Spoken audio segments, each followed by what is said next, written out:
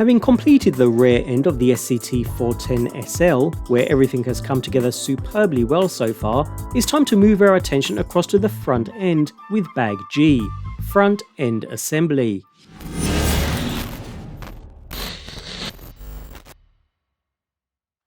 Bag G contains all the parts required to start off our front end assembly, so the arms and the sway bar, which is 1.5mm up front. Note we'll be using some thread lock with this bag too, so keep that handy. So just like the rear, I'm going to get the arms on first before the sway bar, so we'll start with the B block, where we need to install our hinge pin inserts, the stock being the single center dot down inserts, which fit nicely into the block, and can then be installed to the rear of the front gearbox using two 20mm button head screws. Moving across to our first arm now, where we insert the first droop set screw on the inner center, followed by inserting the hinge pin, before seating into the B block we just installed. Repeat the same with the opposite arm so that we have both now in position.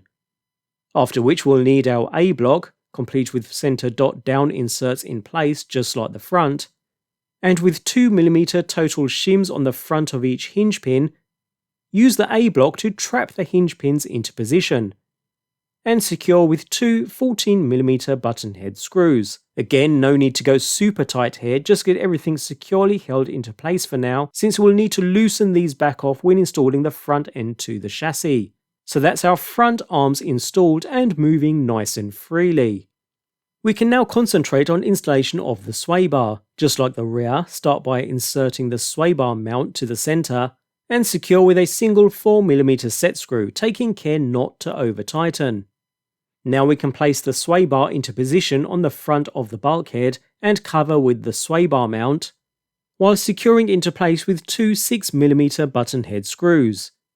Next, we add the two 4mm set screws just below, screwing all the way in until they touch the sway bar, before backing off just a touch so that the sway bar is able to move freely. That just leaves the other ends of the sway bar. Just like the rear, we need to construct the sway bar links by inserting a pivot ball into either end, one with just the ball, and one end has a small collar. Again, the Tekno shock tool comes in especially handy here. And insert a 4mm set screw with some thread lock, just enough so that it begins to bite. Now we insert one end of the sway bar into the pivot ball with collar and tighten the set screw to secure down into position, before placing the other end of the linkage into the suspension arm and securing into place by inserting a 20mm button head screw through the arm and the pivot ball, securing it into place. Repeat the same process on the opposite side, securing the sway bar into position.